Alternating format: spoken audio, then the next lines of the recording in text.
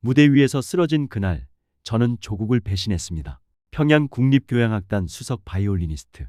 원수님의 영광을 위해 연주하던 제가 베이징 대극장 무대 한가운데서 의식을 잃었습니다. 하지만 그건 진짜 실신이 아니었습니다. 그건 제가 살기 위해 만든 탈출 신호였습니다. 며칠 뒤 한국 국정원 조사실. 저는 그곳에서 평생 들어본 적 없는 질문을 받았습니다. 북한 보위성이라면 절대 묻지 않을 그 한마디에 저는 그만 울음을 터뜨리고 말았습니다. 그 후 하나원에서 저는 50년 인생 처음으로 제가 신고 싶은 운동화를 직접 골랐습니다. 그리고 지금 저는 수도권 변두리 편의점 야간 알바를 하며 작은 교회 무대에서 다시 바이올린을 켜고 있습니다.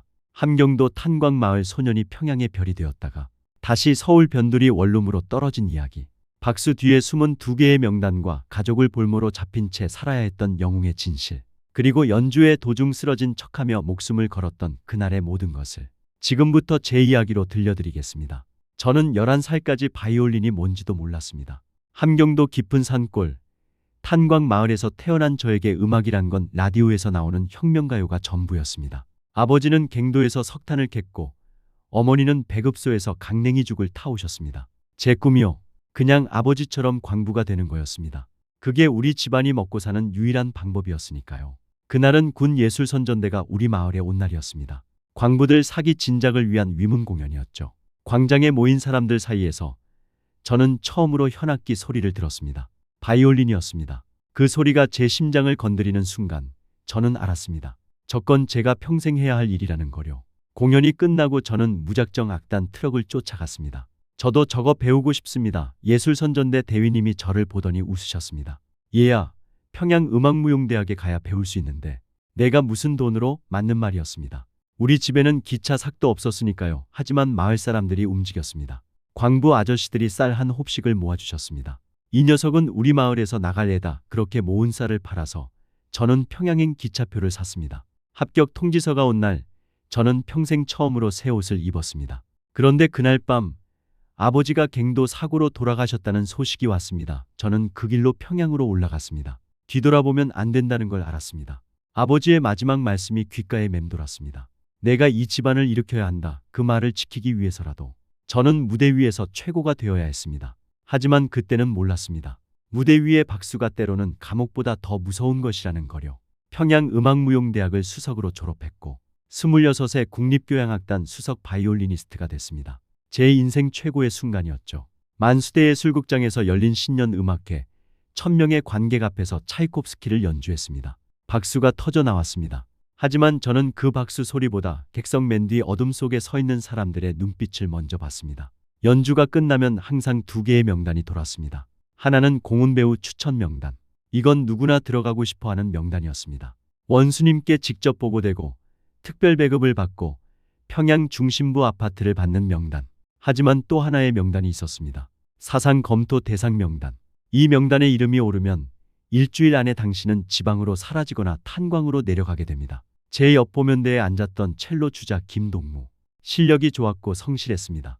어느 날 악단 휴게실에서 그가 남조선 노래를 흥얼거렸습니다. 그냥 멜로디만요.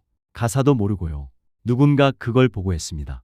일주일 뒤 김동무는 함경북도 어느 문화회관으로 좌천됐습니다. 그가 떠나던 날 누구도 그를 배웅하지 않았습니다.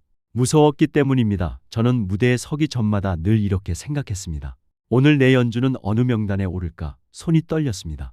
음을 틀릴까봐가 아니라 표정이 잘못될까봐. 박수를 받을 때도 너무 기뻐 보이면 안 됐습니다. 교만해 보이니까요. 너무 담담해 보여도 안 됐습니다. 불충해 보이니까요. 저는 무대 위에서 연주하는 게 아니었습니다. 생존하고 있었던 겁니다. 그러던 어느 날 악단장이 저를 불렀습니다. 동무, 베이징 공연의 수석으로 가게. 첫 해외 공연이었습니다. 영광이었습니다. 하지만 동시에 저는 알았습니다. 이번에는 감시가 2배가 되겠구나. 과연 그 여행이 제 인생을 완전히 바꿔놓을 줄은. 그때는 상상도 못했습니다.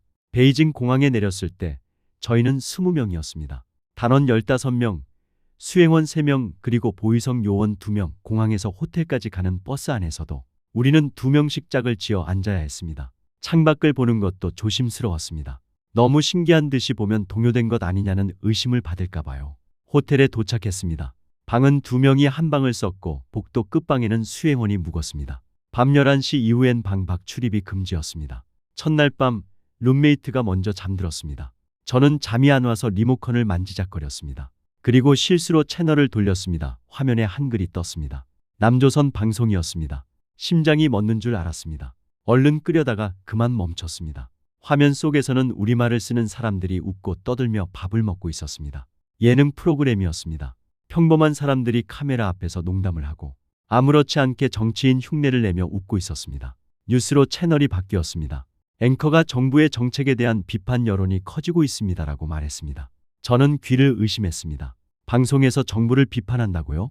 그것도 생방송으로요?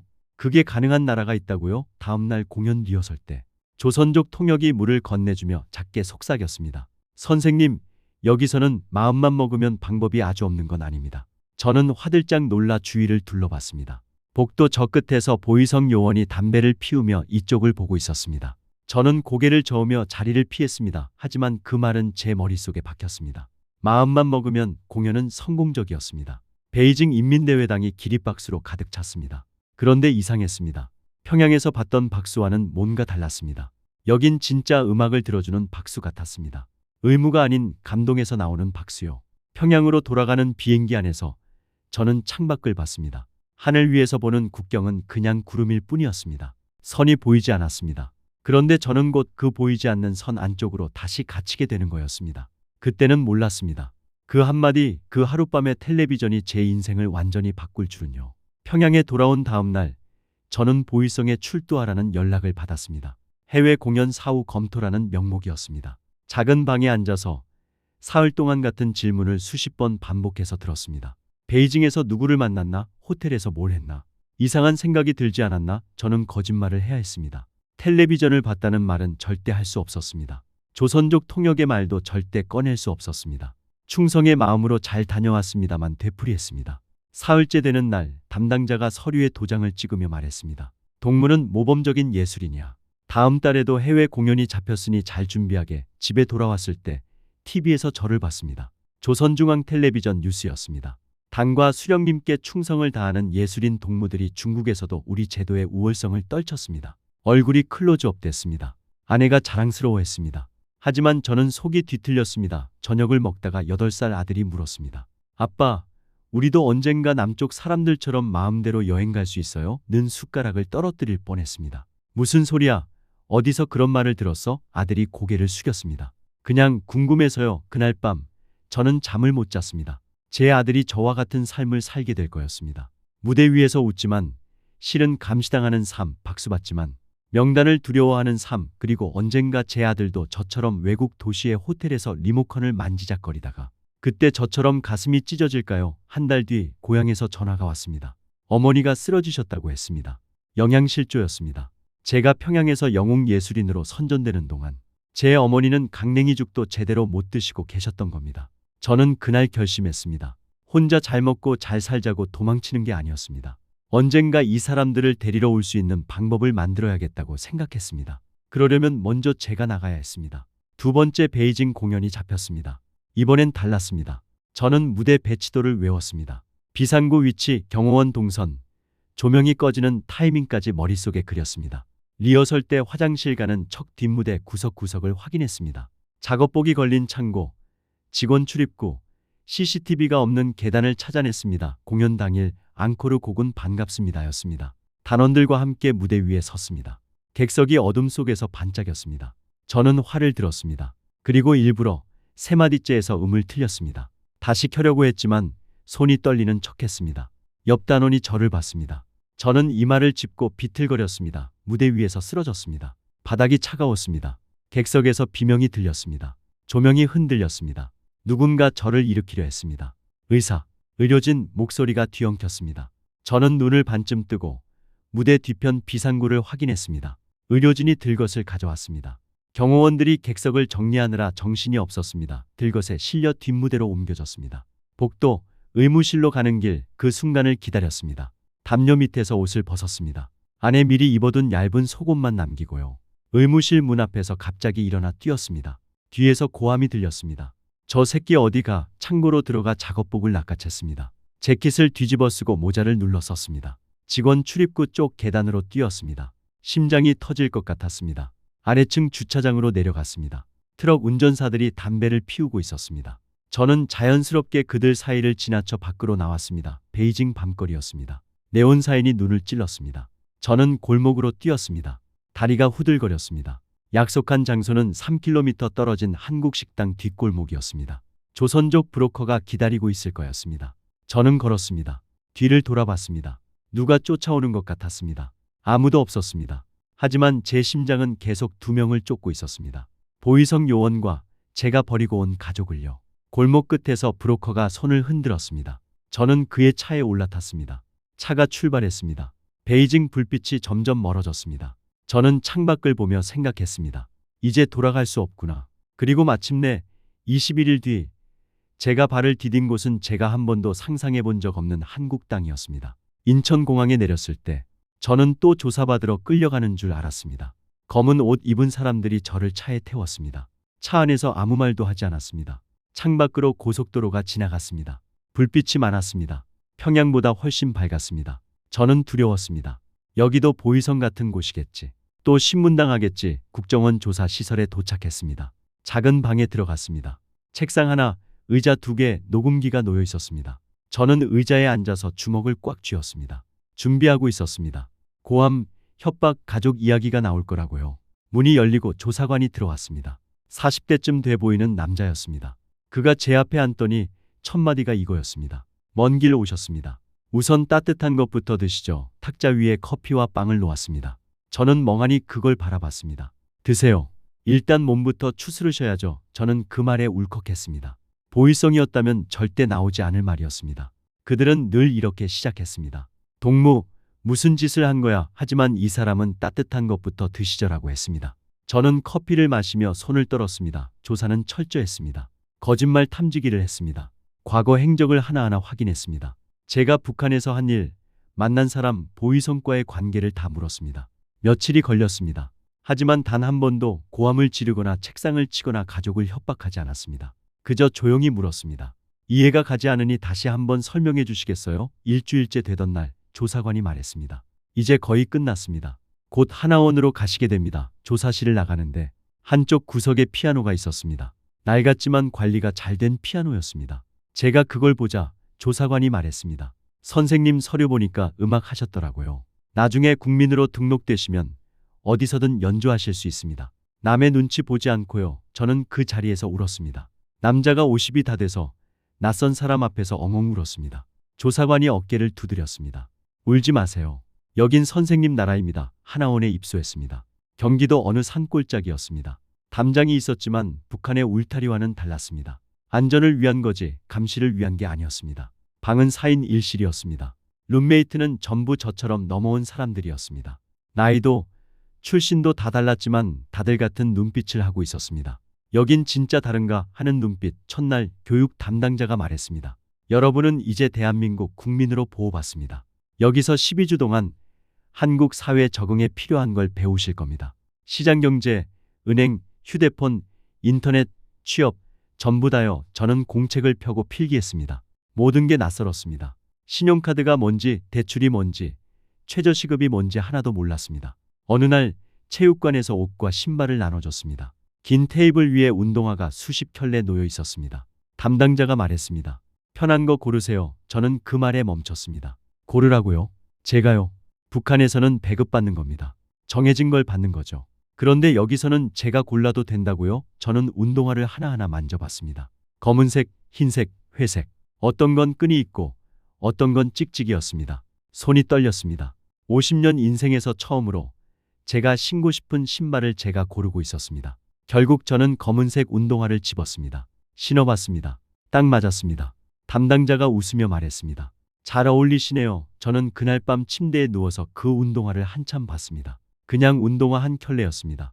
하지만 그게 전부가 아니었습니다. 그건 제가 이제 제 인생을 제가 고를 수 있다는 증거였습니다. 밤마다 방 4명이서 이야기를 나눴습니다. 탈북 경로, 북에 두고 온 가족, 앞으로의 계획.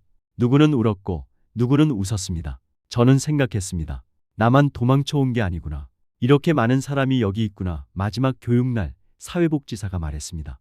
이제부터는 선생님 인생을 선생님이 직접 조율하셔야 합니다. 힘들면 도움을 청하세요.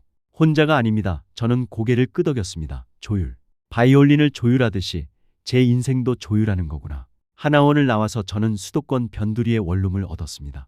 전세금은 정부 지원금으로 냈습니다. 방 한 칸, 화장실 하나, 창밖으로 공장 굴뚝이 보였습니다. 그래도 제 집이었습니다. 제 이름으로 된 계약서가 있는 집이요. 첫 직장은 편의점 야간 알바였습니다. 저녁 11시부터 아침 7시까지 일했습니다. 물건 진열, 계산, 청소. 손님 대부분은 택시기사나 공장 야간 근무자였습니다. 가끔 술 취한 사람이 시비를 걸기도 했지만 저는 참았습니다. 그래도 이 돈은 제가 번 돈이었습니다. 내 통장에 들어오는 돈이었습니다. 낮에는 공장에서 부품 조립 일을 했습니다. 단순 작업이었지만 월급은 꼬박꼬박 나왔습니다.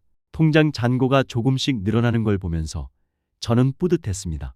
언젠가 이 돈으로 가족을 데려올 수 있을 거라고 믿었습니다. 어느 일요일 동네 작은 교회에 갔습니다. 북한에서는 상상도 못할 일이었지만 여기서는 자유였습니다. 예배가 끝나고 목사님이 저를 부르셨습니다. 새로 오신 분이죠. 환영합니다. 그리고 구석에 놓인 낡은 바이올린을 가리키셨습니다. 혹시 악기 다룰 줄 아세요? 찬양대에서 쓰려고 기증받았는데 아무도 못 켜서요. 저는 바이올린을 집어들었습니다. 먼지가 쌓여 있었지만 관리는 잘 돼 있었습니다. 활을 올렸습니다. 찬송가 한 곡을 켰습니다. 나의 살던 고향은 곡이 끝났을 때 교회 할머니 할아버지들이 박수를 쳐주셨습니다. 한 할아버지가 다가와 물으셨습니다. 선생, 어디 음악 전공했소? 저는 웃으며 대답했습니다. 네, 옛날에 조금 했습니다. 그 뒤로 저는 교회에서 가끔 연주를 했습니다. 특별한 날에 찬양대와 함께 무대에 섰습니다. 관객은 많아야 50명이었습니다. 평양 대극장의 1000명과는 비교도 안 됐죠. 하지만 이 박수는 달랐습니다. 이건 감시가 아니라 감사였습니다. 의무가 아니라 감동이었습니다. 어느 날 탈북민 정착 지원 모임에서 연주 요청이 왔습니다. 작은 문화센터 무대였습니다. 제 이야기를 짧게 나누고 바이올린을 켰습니다. 베토벤 로망스를 선곡했습니다.